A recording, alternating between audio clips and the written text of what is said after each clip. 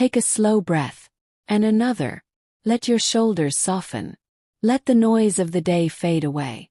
Gently close your eyes now, as if the world has dimmed its lights just for you. This story will unfold softly, like a dream drifting in on a quiet wind. The boy is standing in line, but there is no food at the end of it. Only dust, only silence, only the sound of his own stomach turning against him. This is not a story that begins with dreams. It begins with hunger. Dawn breaks over a forgotten village where the sun rises without mercy. Tin roofs heat faster than hope. A thin boy wakes on a mat woven from broken threads.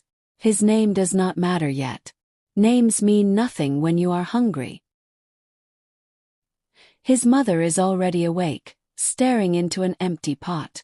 She stirs it anyway, as if the act itself might summon food.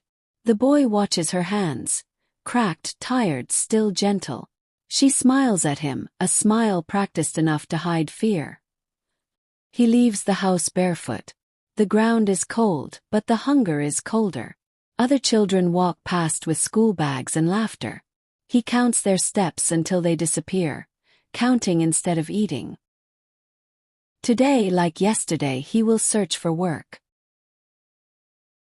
The boy reaches a marketplace where voices clash and money changes hands. He approaches a shopkeeper, eyes lowered, words rehearsed. "Any work, sir?" The man doesn't look at him. He waves him away like smoke.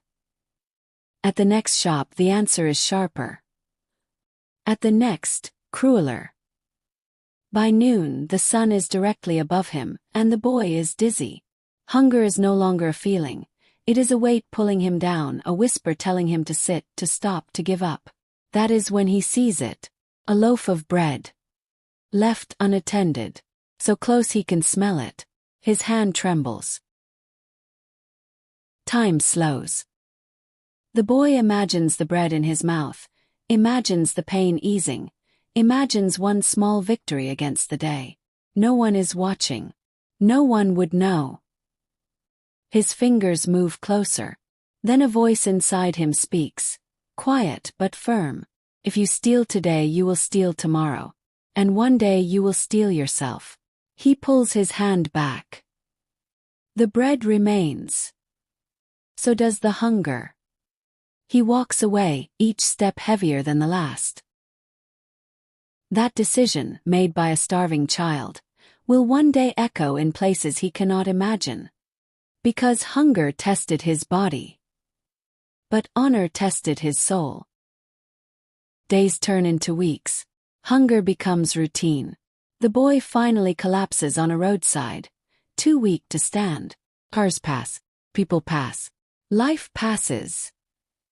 Then, someone stops. An old man kneels beside him. Not rich. Not powerful. Just kind. He gives the boy half his meal and listens without judgment. The boy eats slowly, as if afraid the food might vanish. The old man offers him work. Not charity, not pity. Work. Sweeping floors. Carrying boxes. Honest labor. The boy accepts without hesitation. That night, he eats until his hands stop shaking. Time moves forward, relentless and unforgiving. The boy grows. Not taller first, but stronger. He works before sunrise and after sunset. His hands harden. His back aches. His hunger changes form. Now he hungers for more than food. He hungers for dignity. He studies at night by dim light. Letters blur. Numbers confuse him. He fails. He fails again. And again. People laugh. You'll never rise above this. He remembers the bread. He remembers the choice. He keeps going. Success never comes alone. It brings envy with it. Years later, when the boy has become a young man, trust becomes his weakness. A partner betrays him. Savings vanish. Accusations spread. His name is dragged through the same dust he once slept on. Once again he stands with nothing. This time the hunger is different. It is heavier. It is louder. But he does not steal. He does not beg. He rebuilds. From zero.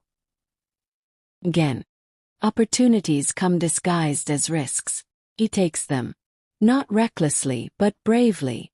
He learns to speak, lead, say no, to say yes when it matters. People begin to listen. The boy who once asked for work now gives it. The boy who was invisible is now seen. His name, once unimportant, is spoken with respect. He remembers every empty morning, every closed door, every step walked away from stolen bread. Honor compounds quietly, like interest no one notices until it is impossible to ignore.